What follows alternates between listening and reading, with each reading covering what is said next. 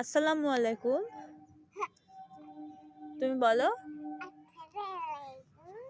তোমার নাম কি? আচ্ছা, শোনো শোনো শোনো শোনো।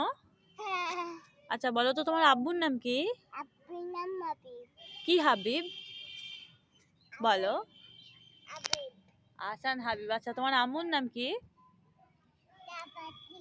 কি সাবাতিনি? কি সাবাতিনি? আচ্ছা, তোমার বাড়ি কোথায়? হ্যাঁ, তোমার বাড়ি? আমার বাড়ি মালতীপুরে। মালতীপুরে?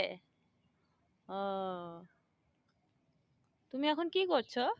আমি এখন হুম, আমি এখন টিকটক করছি। টিকটক করছো? না।